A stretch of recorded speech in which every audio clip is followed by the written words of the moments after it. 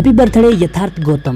दोस्तों यथार्थ गौतम ने कई सारे कमेंट किए हैं कि कल मेरा बर्थडे है और एक वीडियो सैटेलाइट के ऊपर बनाओ। सैटेलाइट कैसे दिखाई देते हैं, दोस्तों सैटेलाइट क्या होते हैं, कैसे काम करते हैं और इन्हें स्पेस में कैसे भेजा जाता है, सारा कुछ इस वीडियो में मैं आपको बताने वाला हूँ। सैटेलाइट हमारे वैज्ञानिकों द्वारा भेजे गए ऐसे ऑब्जेक्ट जो हमारी धरती के चारों तरफ परिक्रमा करते हैं और डेटा कलेक्ट करते हैं। और अगर इसे आसान भाषा में समझे तो एक छोटा ऑब्जेक्ट जो अपने से कई गुना बड़े ऑब्जेक्ट के चारों तरफ अंतरिक्ष में चक्कर लगाता है तो उसे सैटेलाइट कहते हैं। अगर इस हिसाब से देखा जाए तो चांद भी हमारा एक सैटेलाइट है, लेकिन वो एक कुदरती सैटेलाइट है जो हमारे वैज्ञानिकों के कंट्रोल में नहीं है। लेकिन इसी चांद से प्रेरणा लेकर हमारे वैज्ञानिकों ने अपने सैटेलाइट स्पेस में भेजे हैं और इन सैटेलाइट की मदद से हम कुछ हद तक स्पेस को समझ पाए हैं। दोस्तों सैटेलाइट को हिंदी में उपग्रह भी कहते हैं। दोस्तों आपकी जानकारी के लिए आपको बता दें, हमारे वैज्ञानिकों द्वारा भेजे गए सैटेलाइट एक टीवी के आकार से लेकर बड़े ट्रक जितने आकार के भी हो सकते हैं। दोस्तों आपने कई बार सोचा होगा कि आखिर ये सैटेलाइट हवा में टिके कैसे रहते हैं, ये क्या है और कैसे काम करते हैं।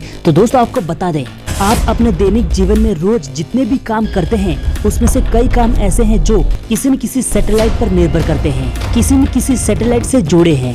जैसे कि आप टीवी देख रहे हो, किसी को फोन पर बात कर रहे हो, या फिर आपके मोबाइल में जो आप इंटरनेट यूज करते हो जीपीएस नेविगेशन सिस्टम पर आधारित होते हैं। ये सारे काम सैटेलाइट पर ही निर्भर होते हैं और उसी से चलते हैं।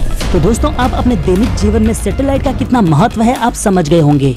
दोस्तों शायद अब आप सोच रहे होंगे हमारी धरती से दूर स्पेस में रहकर ये काम कैसे करते हैं, तो चलिए जानते हैं। दरअसल हमारे वैज्ञानिकों द्वारा भेजे गए इन सैटेलाइट को धरती पर रहकर हमारे वैज्ञानिक ही कंट्रोल करते हैं और इन सैटेलाइट के ऊपर ट्रांसमीटर और रिसीवर लगे होते हैं जो सिग्नल को भेजना और रिसीव करने का काम करते हैं। इसके अलावा इन सैटेलाइट पर कुछ कंट्रोल मोटर भी लगी होती है जिसकी सहायता से उन सैटेलाइट के डायरेक्शन को बदला जाता है और ये सारा कंट्रोल धरती पर बैठे वैज्ञानिकों के हाथों में होता है।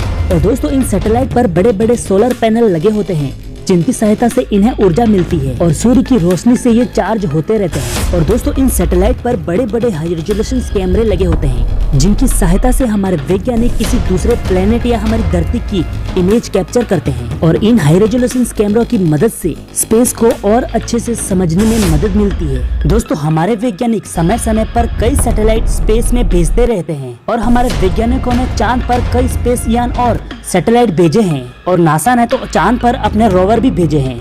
दोस्तों चांद तो हमारी धरती से बहुत करीब है, लेकिन मार्स मिशन ऐसे मिशन है जो बहुत ही डिफिकल्ट होते हैं। रूस और अमेरिका कई बार कोशिश करने के बाद मंगल मिशन में कामयाब हुए, लेकिन हमारे भारत इसरो ने पहली कोशिश में ही अपने सैटेलाइट और रोवर मंगल पर स्थापित कर दिए। जी हाँ दोस्तों, जहाँ स्पेस की बात हो रही हो और हमारा इसरो कहाँ पीछे रहने वाला। स्पेस की दुनिया में हमारा इसरो भी कई उपलब्धियां हासिल कर चुका है और एक के बाद एक कई मिशन और उपलब्धियां अपने नाम करता जा रहा है और स्पेस की दुनिया में एक नई शक्ति महाशक्ति बनकर उभर रहा है। बीते साल के 15 फरवरी को श्री हरिकोटा से हमारे इसरो के वैज्ञानिकों ने एक ही रॉकेट से 104 सैटेलाइट को स्पेस में लॉन्च किया और दुनिया के सामने भारतीय स्पेस एजेंसी इसरो की ताकत का प्रदर्शन किया। दोस्तों हमारी जानकारी आपको कैसी लगी हमें कमेंट बॉक्स में जरूर बताएं और ऐसी ही स्पेस और एस्ट्रॉइड की अपडेट पाने के लिए हमारे चैनल को सब्सक्राइब करके बेल आइकन को प्रेस जरूर करें। और हाल ही में हमने एक नई वेबसाइट बनाई है spacenewshindy.com, जिसे डिस्क्रिप्शन में दिए गए लिंक से जरूर विजिट करें। और दोस्तों हमने डिस्क्रिप्शन में कुछ किफायती प्रोडक्ट के लिंक दिए हैं जिसे आप खरीदना चाहो तो खरीद सकते हो।